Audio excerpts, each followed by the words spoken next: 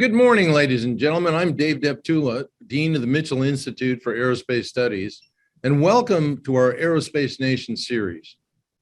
Now, it's no secret that the electromagnetic spectrum is vital for executing key missions in modern warfare. While the functions executed in this realm vary, their common denominator ties to information. The side who has the decision advantage is generally the side that wins. That's why it's absolutely crucial that we maintain an electromagnetic spectrum operations, or EMSO for short, advantage. We're really fortunate today to discuss the factors surrounding this issue, and it's my pleasure to introduce today's panelists. Major General Dan D-Day Simpson, Assistant Deputy Chief of Staff, Intelligence, Surveillance, and Reconnaissance at Headquarters Air Force. Retired Major General Ken Israel, former Assistant Deputy Undersecretary of Defense for Airborne Reconnaissance and Director of the Defense Airborne Reconnaissance Office. Colonel Bill Dollar Young, Commander of the 350th Spectrum Warfare Wing, and Mr. Ken Dworkin, Executive Advisor of Electromagnetic Combat at Booz Allen Hamilton. So with that bit of introduction, I think those of you who are in this business know these people well, and you know you're in for a real treat. We're going to start with Major General Simpson, followed by Colonel Young, then Major General Israel, and then Mr. Dworkin. So D-Day, thanks very much for being here today, and let me turn the stage over to you for your remarks. Hey, Dave, thanks for having me, and thanks again for an opportunity to get out of the building at least for a little bit, although I'll get sucked back in the vortex this afternoon. For many of you who know me, I'm not paid to be an optimist. I'm paid to be a pessimist in my profession, either intelligence or information warfare. So as you would imagine, the current crisis has eaten up a lot of bandwidth. And I'd like to use that as a point to be able to highlight that, that Russia-Ukraine crisis is a perfect example right now on why we need to improve our information warfare capabilities. And when I say information warfare, I'm talking about electromagnetic superiority operations, I'm talking about cyber effects operations, and I'm talking about intelligence, surveillance, and reconnaissance operations. All of those currently reside in the Headquarters Air Force A26. So I would say that for those who are disbelievers out there, and there are several, we're prepared to, peace is our profession, but you prepare for war. And I would say right now, war with China, war with Russia is not necessarily unlikely. So if you prepare for it, it's a fantastic deterrent effect on potential adversaries.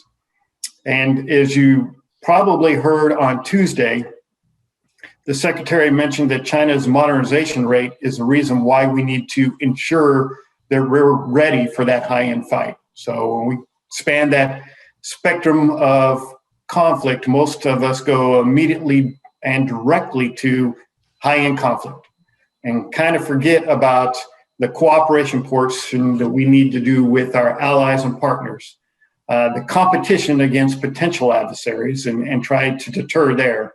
Then there is a crisis. Russia-Ukraine is a good example right now. And then you move into conflict, and we need to be prepared across that entire thing. So I would postulate that right now we are in armed conflict below the threshold of kinetic yield. So what do I mean? It's not a shooting war yet, but if you're operating in the cyber domain, in the information space, in the electromagnetic spectrum, it is a conflict. There's a lot of activity going on right now.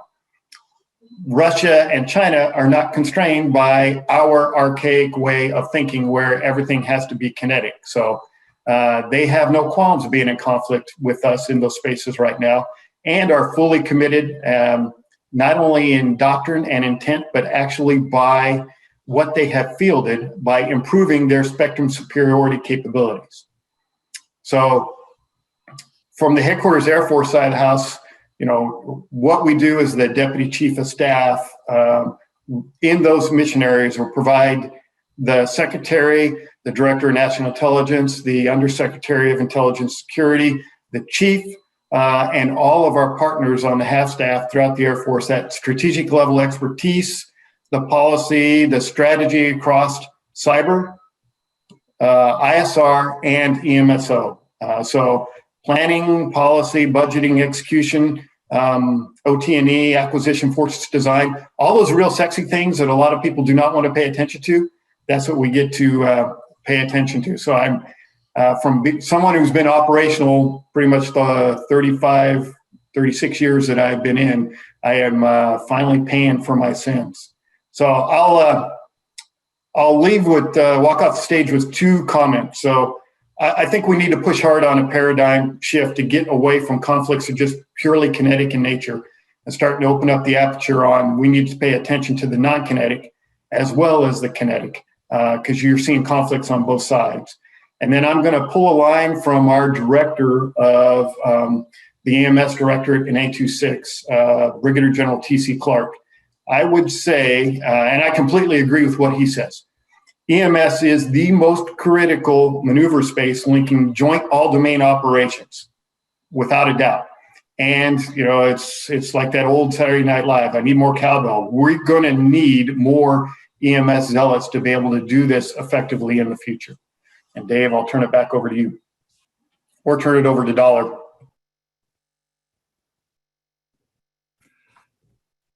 General Deptula, ladies and gentlemen, good morning, and thank you for having me on the panel.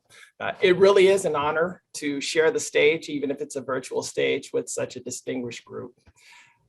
As we start to look at spectrum warfare, what I would propose is that what you see is, if you look historically, you have a gradual evolution with two key inflection points. So if you go back and look at the early pre-World War I, World War I, what you had in terms of the conflict and competition in the electromagnetic spectrum was largely skirmishes. You had single transmitter versus a single jammer, and you had more and more of that. But I would argue that you had an inflection point as soon as both sides started to figure out that by connecting multiple jammers and multiple transmitters together, you actually could get a significant increase in the overall capability of that system. And so the development of the integrated air defenses, or IADS, I believe created a major inflection point that fundamentally changed the nature of not only the conflict in the electromagnetic spectrum, but the very competition in the electromagnetic spectrum. And so that went on for quite a while until just fairly recently, where we had the introduction of what's called the complex emitter. And the complex emitter, for those that aren't familiar, was basically the introduction of software to significantly, in some cases, significantly expand the capabilities of various threats. So the electromagnetic spectrum, like many other industries or competition spaces, was fundamentally changed by software, which brings us to where we are today, which I would argue is spectrum warfare. And it's distinguished and differentiated by what has come before us, not just by the increased integration and connectivity among both offensive and defensive systems, but the growing use and the importance of software. I'm often asked, hey, Dollar, what is it that differentiates spectrum warfare from the electronic warfare that's come before it?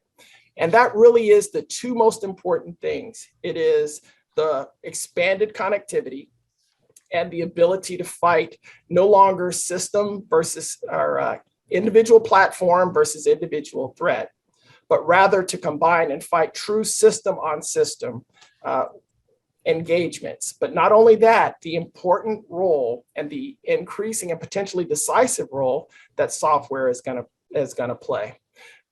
One of the things that I like to point to that sort of really brings that home is if you look at the operational view with the OV1, which is any group of things that we expect to work together as our mechanism for delivering a capability, what you will find, without a doubt, is a bunch of lightning bolts connecting all the individual pieces.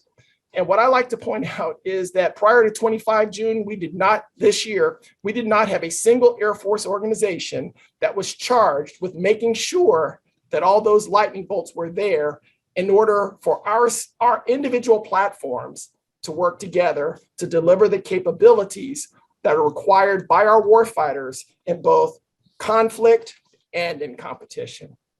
And so I think that really is at the essence of what we're here to talk about today, the technology, the organizations. Again, I'm so proud of our organization because of what we're building, and I look forward to further questions. Very good. Okay, over to you, General Israel. Thank you very much, sir. Good morning. I guess I'm here because I represent the corporate memory on this distinguished panel, having accumulated nearly 50 years of operational planning and technology development experience in electronic warfare, electronic combat, and the spectrum warfare mission area. In the past, I've advocated for both quality and quantity improvements in spectrum warfare systems. Where I found quality, I did not find quantity. And where I found quantity, I did not find quality. So we're engaged in strategic forums, currently reviewing policy, doctrine, and regulatory matters, and they need to be addressed. China and Russia both consider technology as a national asset and a strength. So that's where the real fight is right now, in terms of who is in control of the technology and how is it transitioning into military systems. I think we've moved over the period I've been associated with electronic warfare and electronic combat, and now GIMSO. I use GIMSO versus spectrum warfare because I'm not quite sure if we've truncated IMSO into spectrum warfare. Spectrum warfare is not doctrinally pure, but GIMSO is. I can remember when we made the shift from electronic warfare to electronic combat. The definition I had at the time when I briefed the seniors in the Pentagon was electronic combat was action taken in support of military operation against the enemy's electromagnetic capability. It included electronic warfare, of which EA, ES, and EP, and we need more work in EP, against an adversary. Well, now we have GIMSO, and the definition of GIMSO I work with are military actions undertaken by a joint force to exploit, attack, protect, and manage the electromagnetic operational environment. These actions include and impact all joint force transmission and reception of energy. So we are in another evolution, if you will, of what's happening into this dynamic mission area. By the way, before I get into this too much, I want to thank General Deptula, who put spectrum warfare into practice during Desert Storm and Northern Watch. Institutionally, we owe him a massive debt of gratitude because in the early 2006, 2007 timeframe, he shifted the focus of Intel to Intelligence, Surveillance, Reconnaissance Directive, which functionally included ISR, Cyber, and EW. He clearly proved that this transformation organization structure of spectrum warfare can and will work. So let me just quickly talk about 5 areas here that kind of come to my mind. Number 1, strategy. We have to get it right this time. We need an updated national security strategy and a national defense strategy. They're late to need, but these can't be aspirational documents. They have to be action documents that embrace what to do and when you're going to do it. We need to be very clear how spectrum warfare supports the joint warfighter concept and the joint all-domain command and control. I'd like to see the nuclear posture review with its nuclear command and control and the missile defense review included in the national security strategy. But that's just my perspective on all this.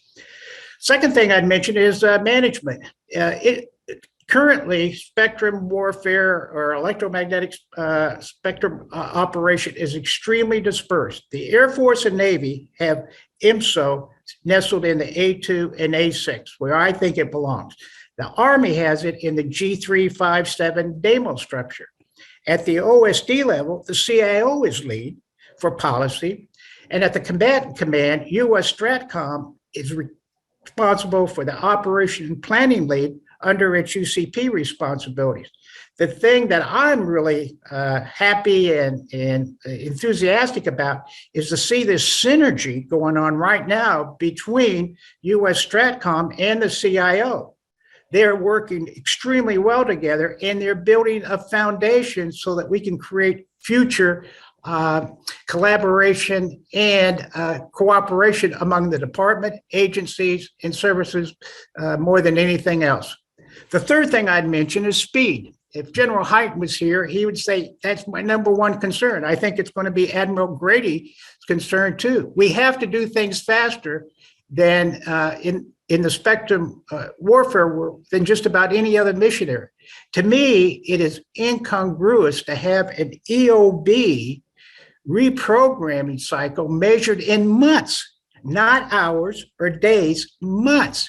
China understands the extreme short refresh and technology insertion timeline, and to improve is to change, to be perfect is to change constantly. Now let's take a look at the threat.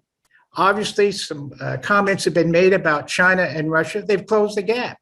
I encourage everybody to read Peter Schweitzer's new book entitled Red-Handed to see how this happened. Chapter 4 is entitled Silicon Valley, and it tells you what you need to know about the IP theft and how our high-tech companies are putting the U.S. in a weakening situation. The former chairman of the Joint Chiefs of Staff said, look, the work that Google is doing in China benefits China's military as much as it does the civilian. You know, you've got Microsoft setting up an AI lab in China as we speak today. You got Mark Zuckerberg basically has his staff read the government of China for all of his staff. That's 515 pages about how China has incentivized socialism into their economic goals. So why do they do this? Why does Silicon Valley have an open door? Well, it's because of data. You know what beats algorithms? Data. And that's why they're doing this. So it's something that we need to be attuned to. And that China calls this whole operation, by the way, targeted influence ops as elite capture. Speaking of the threat, we also need to move our focus from the Fulda Gap to the Suwalki Gap. There are 8 countries today that face Russia from the Baltic to the Black Sea, and all of them being challenged every day. And as General Simpson said, Ukraine is the latest example. Last thing I think we should talk about today a little bit is we're halfway through this fiscal year 22 with a continuing resolution. You know, it's very hard to catch up and stay in the lead with a starvation budget. Now, I get the idea that we need to look for investment efficiencies, but you can only be efficient so far, and then you got to think about resources.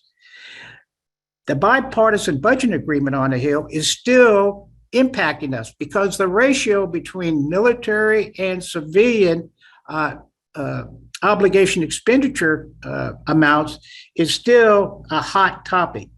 Recently, the Mitchell Institute published a document about drip feeding IMSO and why it will not work in this current age. So with that said and done, I look forward to it, and I think it's going to be a very stimulating conversation today. Thank you, sir. Thanks, Ken. Over to Ken Dworkin. All right, thanks, Dave. It's great to be here this morning. It really is a privilege to share the virtual stage with General Simpson, General Israel, and my good friend Dollar Young. All are dedicated spectrum warriors and professionals with remarkable records of service and thought leadership. For more than 35 years, I served as an intelligence community officer, including joint duty assignments at 4 of the big 5 IC agencies. My home organization was the NSA, where I entered on duty as an ELIN analyst in 1982. Today, we'll take a God's eye view of intel support to electronic and now spectrum warfare through 2 lenses. Lens 1 is the familiar people, process, and technology framework. Lens 2 will add the dimension of time to juxtapose practice circa 1982 and 2022. For each element, I'll suggest a cornerstone aspect of the way forward. Process. I learned systems engineering through assignments at an IC organization that truly relies on that discipline, a pragmatic view given how difficult it can be to fix problems once a satellite is in orbit. Those tours demonstrated the importance of having a solid concept of operations, or ConOps, before developing a complex capability. As regards Intel support, the 2022 ConOps isn't meaningfully different than the 1982 ConOps. Air Force Instruction 10-703 codifies a serial, multi-organizational EWARE process involving production of technical information, enabling mission data generation, validation, testing, and delivery. I acknowledge and salute the many good people working hard to improve mission data quality and timeliness, but the EWARE process remains a figurative orbiting satellite with problems. The process cornerstone, reimagine the ConOps in a modern context. Technology. A traditional exposition would extol the promise of applying modern technologies such as AI/ML, DevSecOps, microservices, AR/VR, and more to spectrum warfare.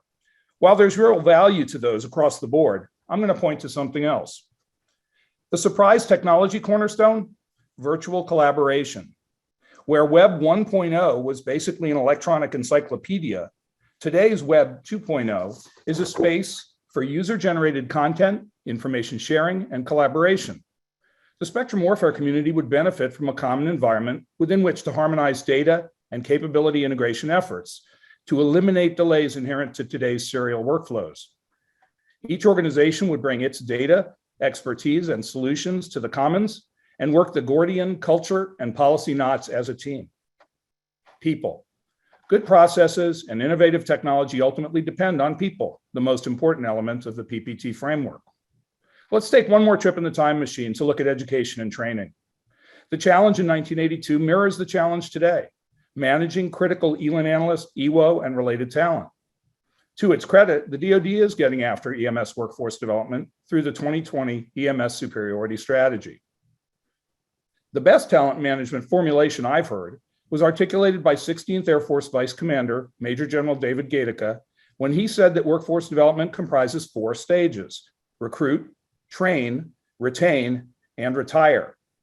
Most organizations focus energy and resources on inside the fence line, local mission training, and career pathways.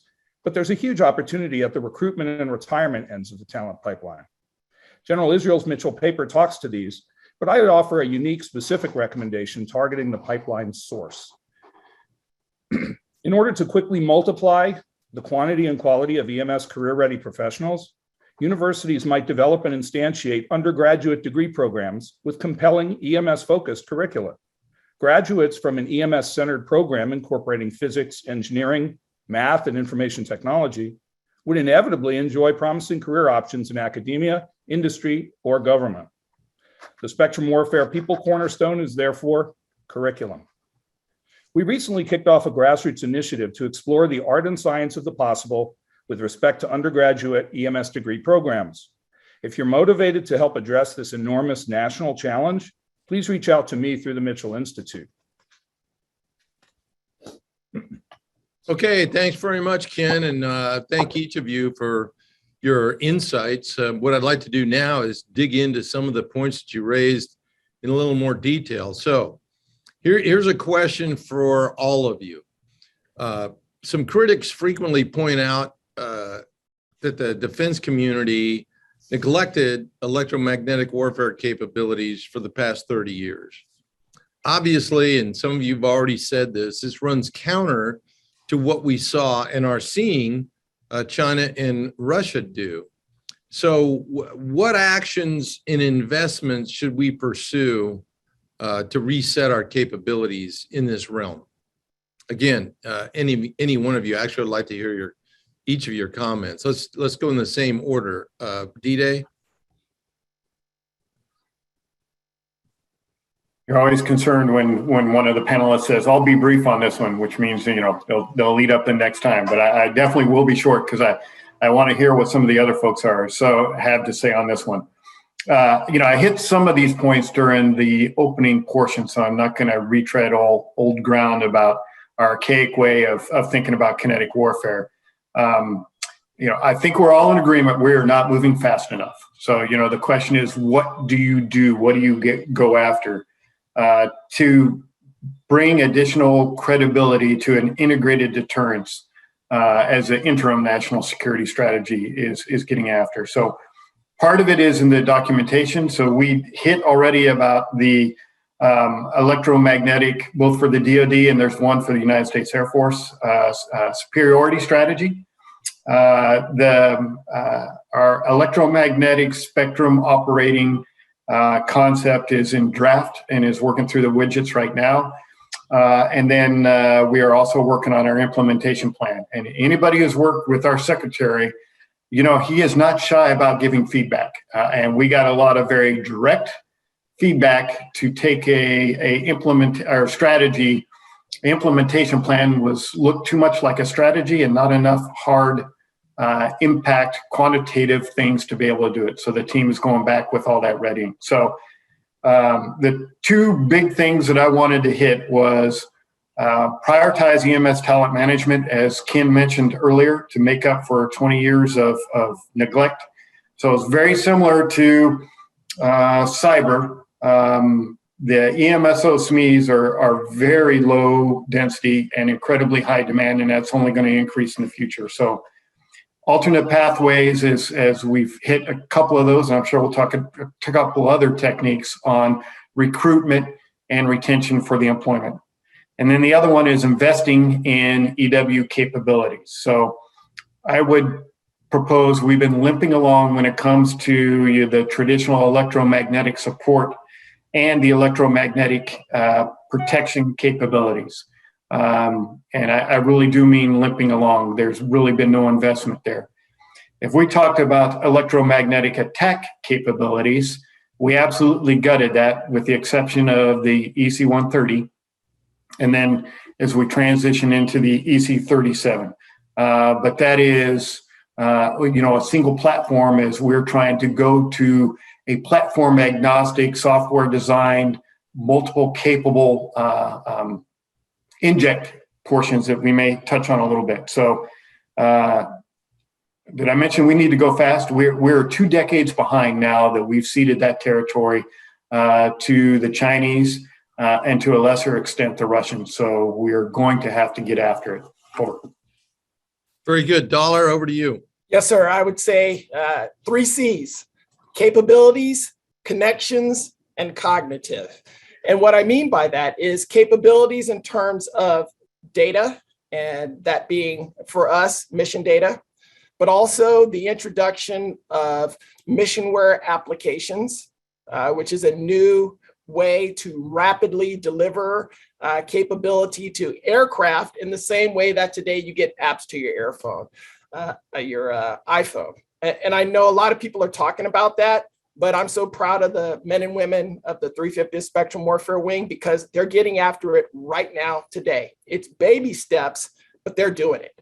And then connections. So networking and this idea of the ability to stitch together different heterogeneous systems that were never made to work, that were never intended to work together, but always had that latent capacity to be combined into a composite system that gives you the tools that you need to solve a particular focused warfighter problem. And then finally, cognitive, the application of artificial intelligence and machine learning to electronic warfare. And what's really powerful about that is I would argue that there are 4 basic competencies of any information age organization: data, apps, networking, and AI. And if you look at what I just said, then the 53rd Electronic Warfare Group, which we grew out of, had a competency in data. And then the 3 things that I've just given you are the IOC criteria for the Spectrum Warfare Wing. So if my team is able to put all that together, then that is absolutely a positive step in terms of getting to where we want to go. And what's particularly powerful about that is that we're not talking about stuff on PowerPoint, stuff that's years out. We're talking about reaching IOC either this summer or in the fall timeframe. Again, it's not going to be everything, but we're doing that today, right now. And so the things that General Simpson is laying out, we're actually operating on that. And so when you get that alignment from the very top of the Air Force, you know, the secretary early on talked about cognitive EW. If you through Air Combat Command, for those of you that have not listened to General Kelly's keynote at AFA from the fall, I would urge you to do that. I think it was visionary. I think his points on the use of the electromagnetic spectrum are well said and very, very, very savvy. Through my boss at the Warfare Center, General Cunningham, who just a couple of weeks ago was talking about what the Spectrum Warfare Wing is doing down to our wing. So as we start to get aligned like that, not to mention the partners in industry across AFRL and other labs, that's powerful. That's what we're going to have to get after. And that's how we're doing it. Over. Very good. General Israel. Well, to me, I kind of go right to what's the hot issue in the arena. And the hot issue in the arena right now is we need a better over-the-horizon ISR indication warning capability. One of the things that the big regret we had in pulling out of Afghanistan, we lost a lot of that. And let me tell you, when you're at the tactical strategic edge, you've got to have a layered over-the-horizon capability to be able to detect not only friendly forces, but adversary forces. I think Heidi Shue gave us a checklist of things that are very important that we've kind of not paid attention to in the past. Her list at the very top mentions artificial intelligence, integrated networks, microelectronics, and hypersonics. I mean, that's a very good checklist of saying, let's get after this and let's get after it fast. Now, I'll probably hit the ball right back to Dollar because, you know, I'm surprised we've gone this far without talking about SOSA and CMOS. I mean, if you're going to, we kind of moved from analog systems to federated systems to integrated. You know it better than I do, General Deptula. You know, the iNews, ICNIA. I mean, the whole thing about sharing information across mission areas and domains was the heart. And that was our bread and butter. I mean, let's get back on this. And that's why I'm hopeful that this new EMS steering group under the XCOM and the EWCT can now, you know, bring the various pieces together so that we know. And here's a real life example. You know, submarines for a long time were experts in a low probability of intercept. Other services didn't know that. Why are we, you know, wrestling with a problem when all we have to do is knock on the Navy door and say, hey, could you kind of share some of your techniques on low probability of intercept signals? That's the kind of disconnect that we got to be better at and leverage at. Okay, thank you. Real quick, Mr. Dworkin. Yeah, I think just the short answer from my perspective is unity of purpose and shared vision. I think everybody's running real fast. Not everybody's running to the same destination. So getting sort of department-wide appreciation for what the to-be looks like, what the future state looks like, will allow us all to do essentially what Dollar's already started to do, although the other services haven't necessarily bought in exactly the same way. And with respect to curriculum, Dave, I spoke about young people. Everybody knows across the government, across the DoD, that cyber is the responsibility of every single individual. Nobody really looks at EMS that way. Nobody really appreciates that EMS is the same way. It's the responsibility of every single individual. So it's not just a matter of a handful of experts. No, thank you very much for that. I'll just add 2 cents here, because the question was, what actions and investments should we pursue to reset our capabilities in this realm? You all address that to a degree. Let me be real specific. We also need investment. We need to put the dollars into this mission area. You know, someone mentioned EC-37. Well, there's a rumor on the street that the plan buy is going to get cut in an era where the plan buy is only a fraction of what we need. So the Air Force needs to be a little bit more vocal in terms of the need for increased budget share relative to the other services because it's been neglected. I've said this before. I'll say it again to this audience because Not a lot of people recognize this, but the Air Force has been the least funded of all of the services for the last 27 years in a row. Okay, next question. Now on this one, we could spend the entire time.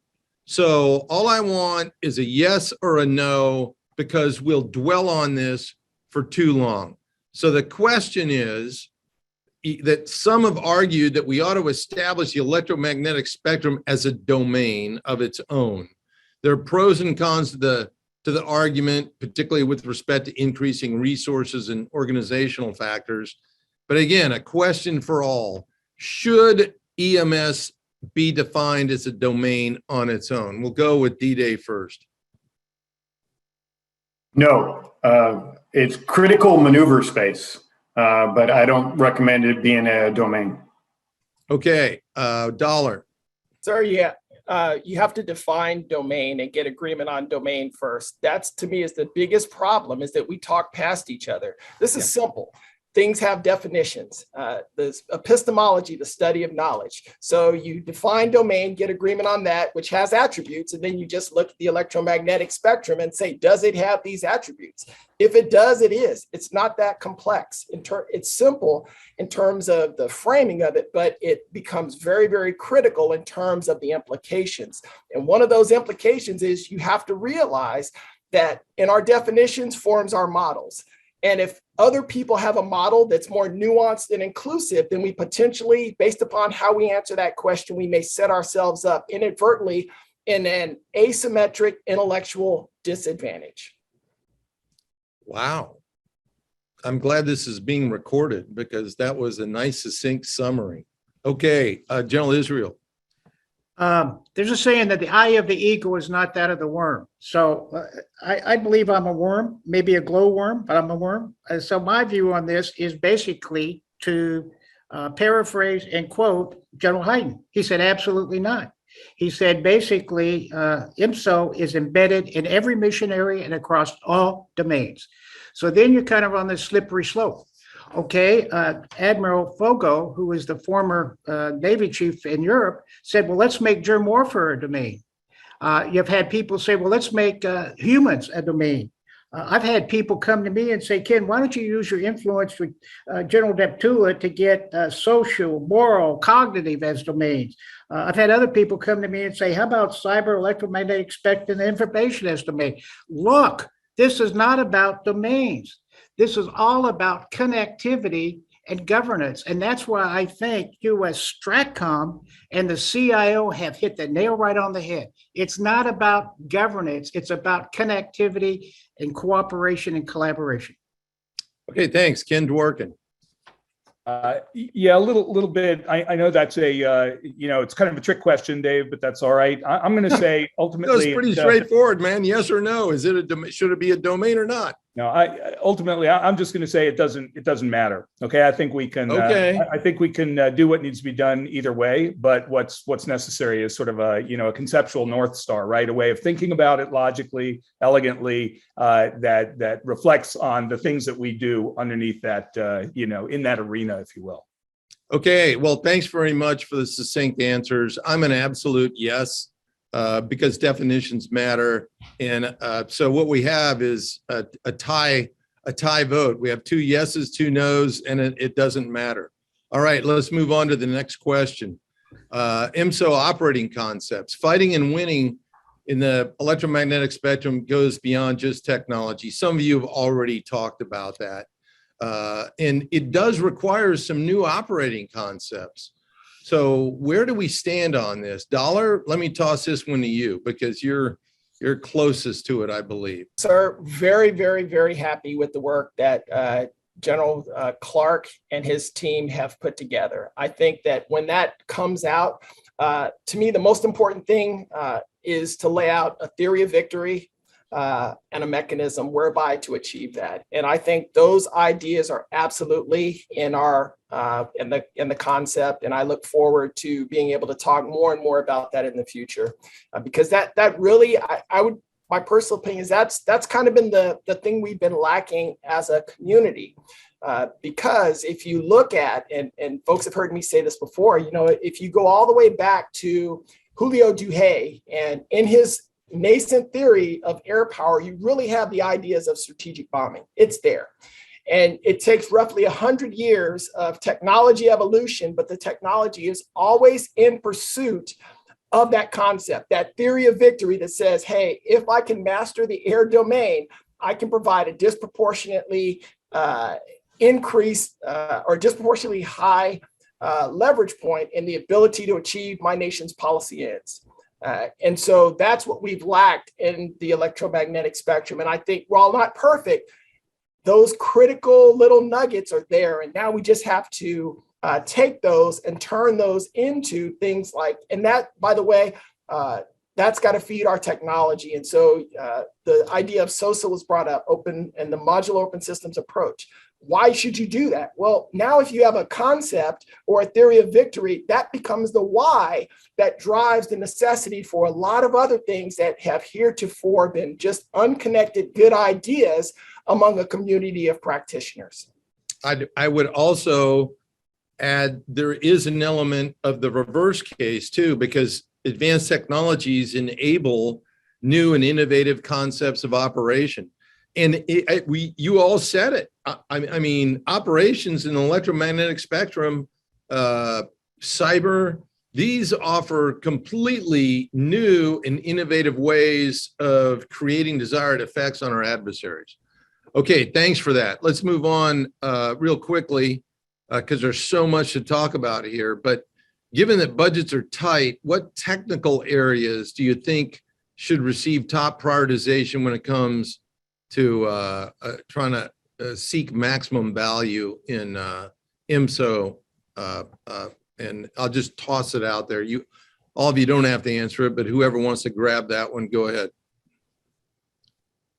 There's just a couple things we're working on the half staff on that front. So if you looked at it big picture, I'd say the first one that we're looking at, we tend to go for capabilities first.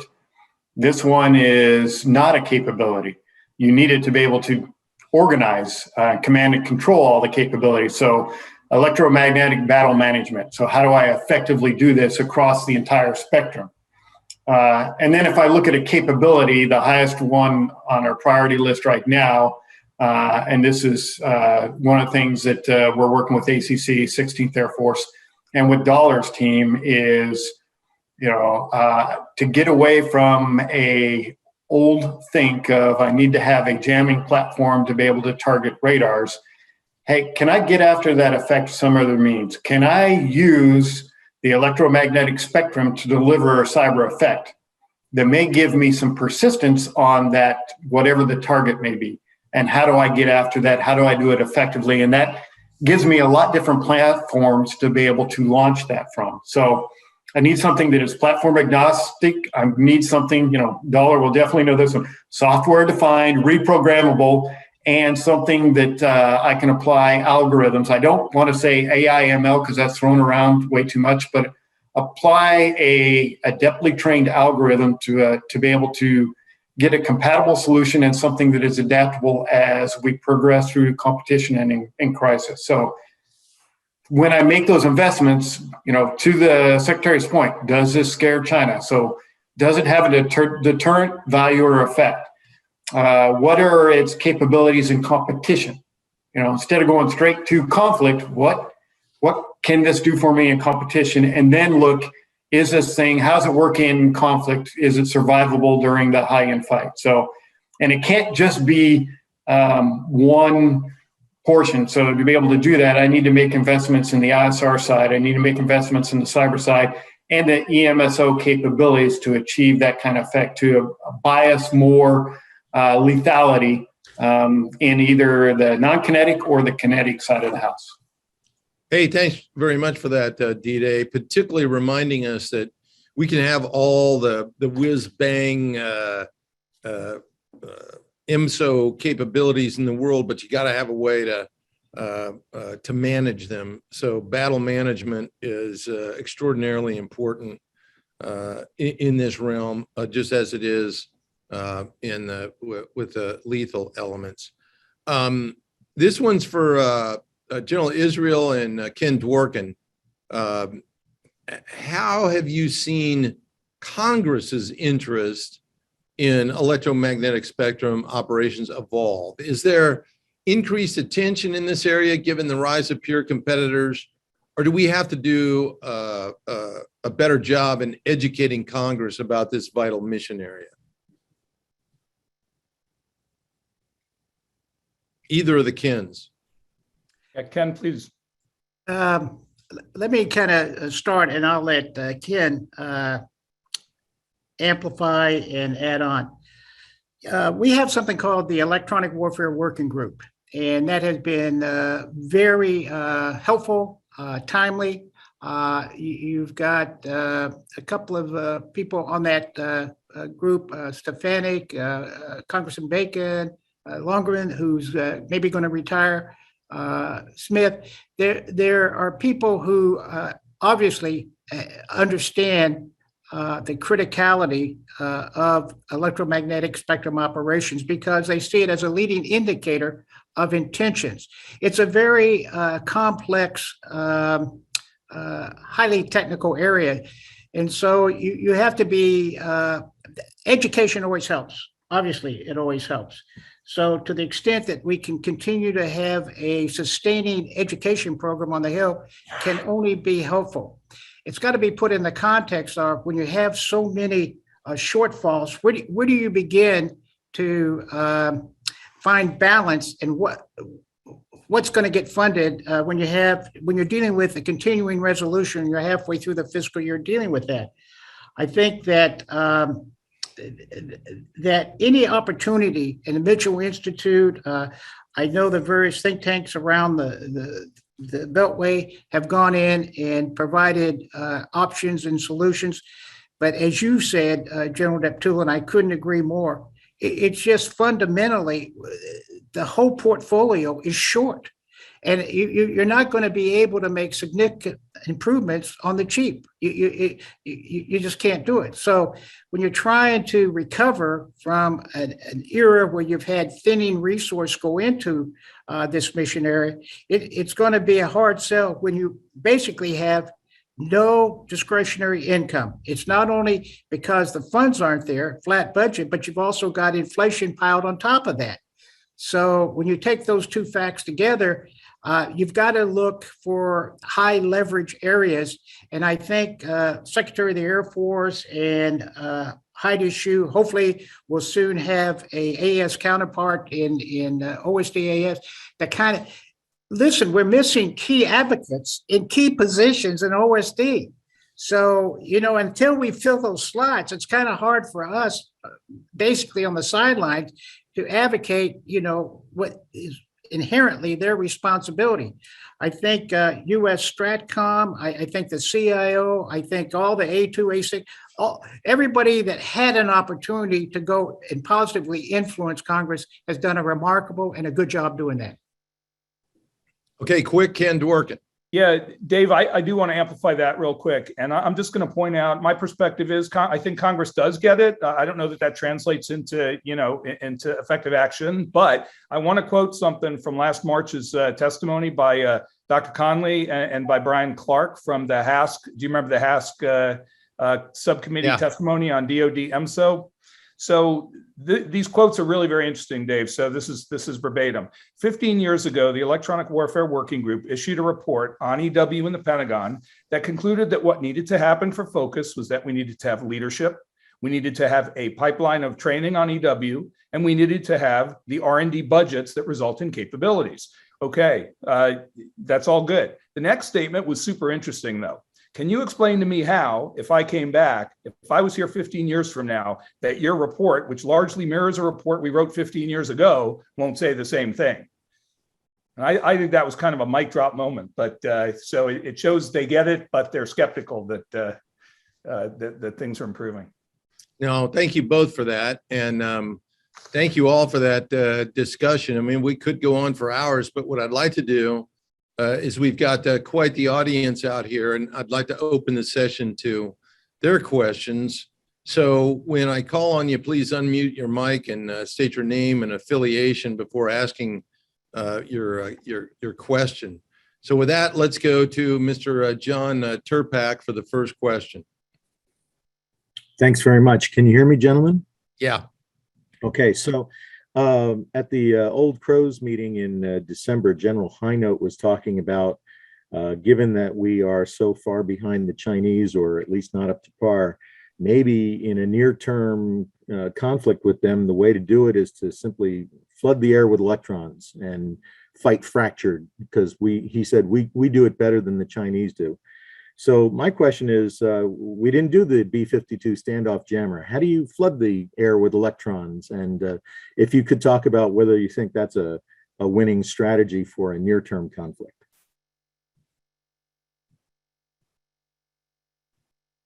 I guess I'll take the first one to my good friend, Lieutenant General Highnote. So, yeah, so I love him because he's on the force design side of the house. So, we'll be able to take that concept to actually, how do you employ it? It is interesting. I'll stay away from some of the classified stuff, but I would say our capability, our training wise, we've made the recognition that, we say contested environment, but we really haven't trained to operating in that contested environment, in a calm out environment. And it can be as easy as thinking about, all right, how does my F-35 or F-22 pilot actually employ when I have no voice or no data link to the actual aircraft? Now going to more of a mission type orders things, or how do I operate the ISR enterprise if I don't have reach back capability to be able to do some of the analysis, or I can't get it from whatever sensor? We throw around the magic buzzword sensor to shooter to do targeting. There are a lot of steps that happens in there. It's not just like finding a moving target indicator and going in and pickling or rifling away at whatever the target is. I would like it to be that easy, but I think the environment's going to be that complex. So first, we're going to have to train to it and then develop a capability to be able to shut that down. There are efforts along that line, but it's efforts right now. Could I add a comment to support D-Day? Sure. I flew in the B-66 as a standoff jammer. I've flown in B-52 as a standoff jammer. The fact of the matter is, what's standoff? General Deptula can answer this better than I. We're being pushed further and further back. So when you're pushed further and further back, physics are physics. So you're going to have to basically up the power if you're going to have, ERP on the threat. At some point in time, if you're pushed back far enough, there's not an onboard jammer that's going to be able to make a difference. So this is the linkage between technology and ConOps. And again, I wish Brian Clark were here who could address that. Maybe you load up unmanned systems, expendable platform with a jammer. Has that been done before? You bet your boots. The Russians are doing it in Syria today.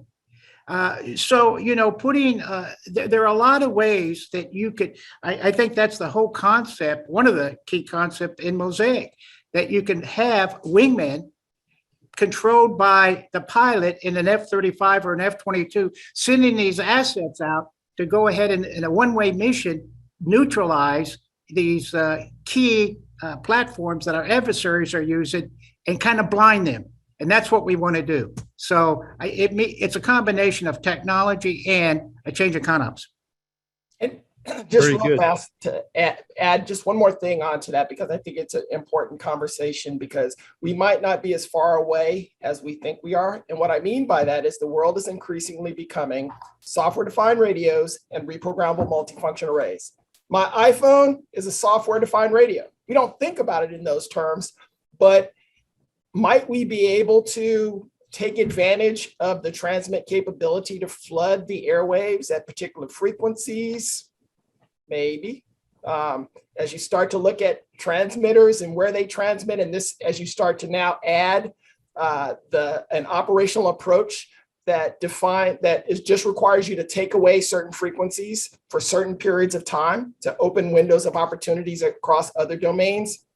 There's probably a lot of really creative things that we could potentially do. It won't get us absolutely to where we want to be and where we're going. But if we start to pull together these multidisciplinary multifunctionary teams that have engineers, operators, intel analysts, maintenance personnel, industry services. And as we start to pull that together and get after the problems that we find today, focused operational problems, not solving world hunger, I think we'd be surprised at what we might be able to do. Over. Okay, thank you. Here's one that interesting question texted in from Scott Oliver. Scott says, my question is about EMS enterprise governance. Not too long ago, General Gadecki said we were shooting behind the duck. Is the subjugation deep down inside the A2, H6 the final answer? And does that effectively communicate the importance of this subject within the Department of the Air Force? If not, where should it go and who should be responsible? D-Day, I'll give you the first opportunity to respond to that one, but I'm sure there are other ideas on the panel too. Roger. Well, I kind of keyed on subjugation right there, and I'd say that's probably not the right approach that we're taking a look at. So it's one of the DCSs. So I think most people are tracking that this capability came over from A5. Wherever it is, it needs to have the priority both for operating concepts, governance, planning, programming, and budgeting. So obviously, from my foxhole, I would say A26 is the right place at the half staff for that, because I am able to link it effectively with ISR and with cyber effects operations as I start to apply information warfare capabilities. So look at this holistically instead of a stovepipe of excellence approach. The governance portion, I think, I'm not sure when Trout made those comments, but I would say now with the strategy and now the operating concept that is working its way through process, and then the implementation plan, we are on a path to get that on the streets. Is it going as fast as we would like? No, but we'll keep our foot on the accelerator there. But I think we are making progress. It's just I can't take it from a 0 to a 1 overnight. I'd like to add one thing, if I can. This is Ken Israel. I think we're kind of minimizing the outstanding work that's being done at US Stratcom in terms of their synergy working with the CIO. I mean, they're breaking trail. They're making some significant inroads there. And with the stand-up of the Joint Electromagnetic Cell and his two-star general reporting directly to the commander of US Stratcom, I think you're going to see a major muscle move in terms of improving that capability. Okay, I'm going to squeeze in one more. Please be brief in your response, although it's an interesting question. This is from Sean Gant. In regards to talent management and investing in capabilities, it seems the Navy and Air Force are going counter to this principle in how they combine spectrum defense operators with other cyber fields. The agile airman concept only generates jacks of all trades and not subject matter experts. The Navy instructors at the Spectrum Ops Schoolhouse at Keesler do not have field experience, and admittedly, they likely won't when they return to the fleet. Our near-peer threats, however, take a different approach and have SMEs in the spectrum and cyber fields. Are we setting ourselves up for failure by tasking our spectrum operators to do non-spectrum related tasks and duties and systemically creating non-SMEs? Any thoughts on that one? Too much in the weeds? I'll just say this whole area is going to become technically more demanding. You're not going to be able to just say, I'm learning the principles of electronic warfare as I did back, umpteen years ago. You're going to have to be conversant in 5G, cloud technology, interferometry, bistatics. So you're going to have to kind of realize that you are going to become a fellow in a very specialized, highly technical area. And I see the opportunity to spend a little bit of time in the ISR arena, a little bit of time in EW, a little bit of cyber is all basically the sum is greater than the individual parts. And that's what we ought to be doing. There ought to be special career management to turn out these very capable talent. And if we have to hire IPAs, so be it. We can flood the field with people that have these technical skills. Very good, Ken. I think that was a nice response. And for those of you who haven't seen it, I want to give a shout out to General Israel's paper, Drip Feeding Improvements in IMSO Will Not Work. It's on the Mitchell Institute website, and we just replicated it in the chat room as well. So unfortunately, folks, we've come to the end of our session today. There's so much to discuss surrounding this topic. And I'd really like to thank Dollar, D-Day, General Israel, and Ken Dworkin for sharing your insightful comments and getting us all a bit smarter on this extraordinarily important topic of electromagnetic spectrum operations. So from all of us at the Mitchell Institute, we wish all of you great success. And to our audience, have a great aerospace power kind of day.